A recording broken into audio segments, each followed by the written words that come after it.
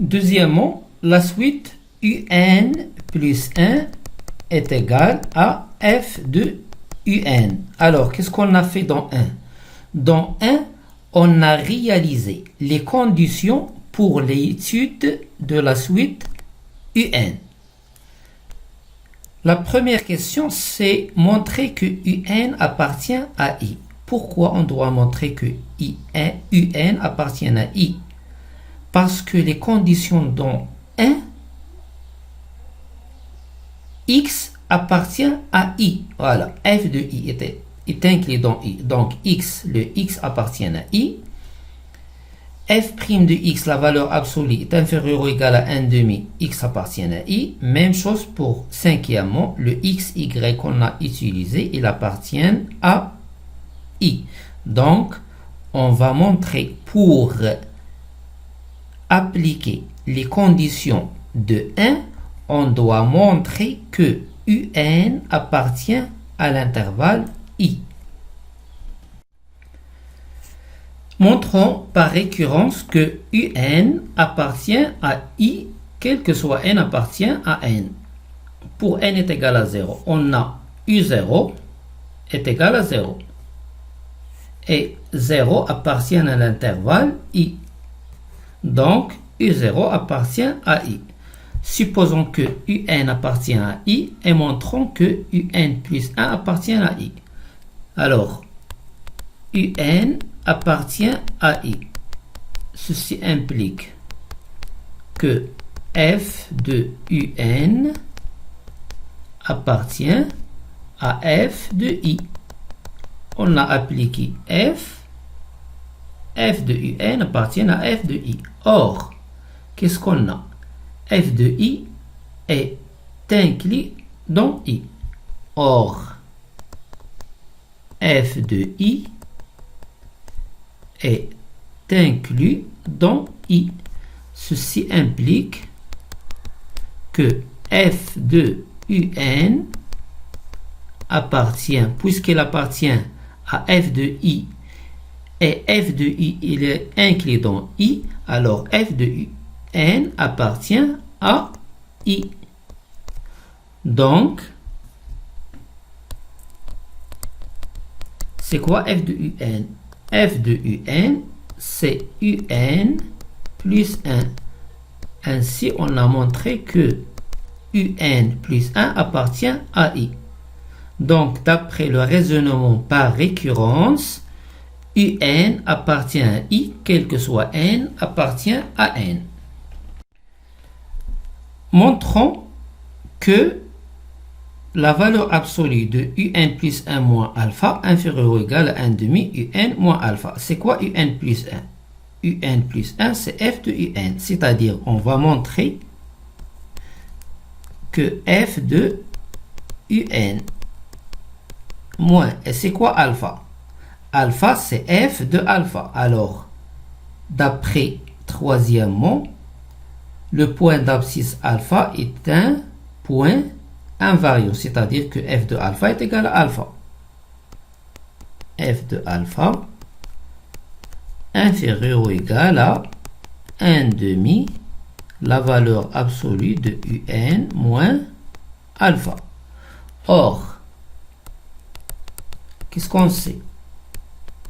UN, elle appartient à I. Et alpha appartient à I. Et on sait que f de x moins f de y, la valeur absolue,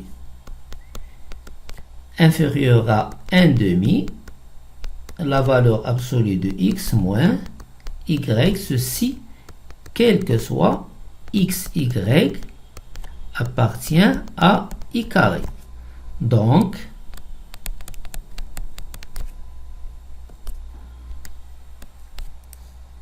f de x, x c'est UN. Alors, x, quel que soit xy, appartient à I carré. En particulier, pour x est égal à UN. Donc, f de UN moins pour y est égal à alpha.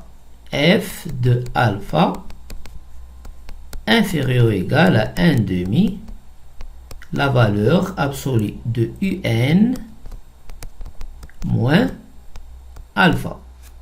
Ainsi,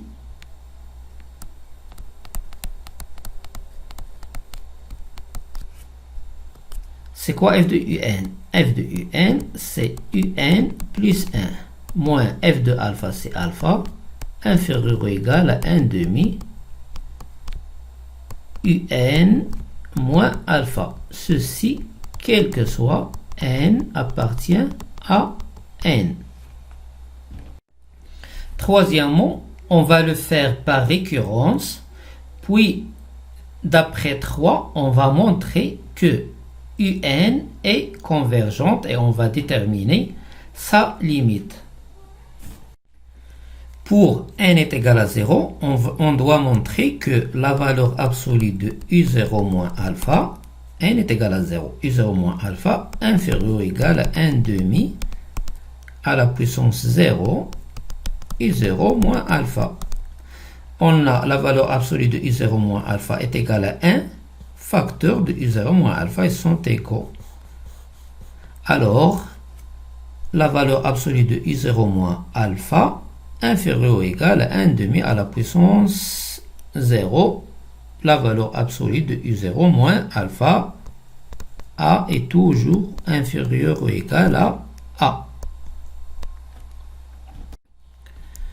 Supposons que la valeur absolue de un moins alpha inférieure ou égale à 1 demi à la puissance n, la valeur absolue de u0 moins alpha.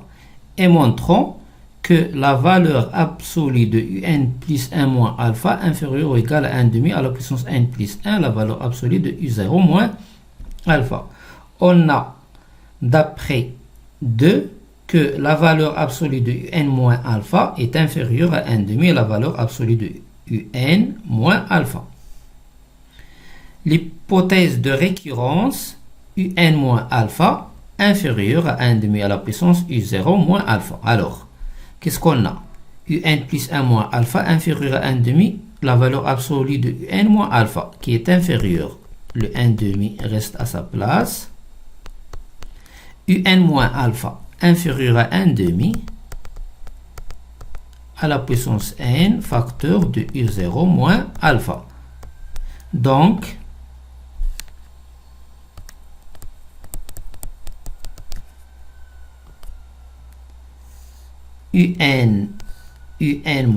un plus 1 moins alpha inférieur ou égal à 1 demi à la puissance n plus 1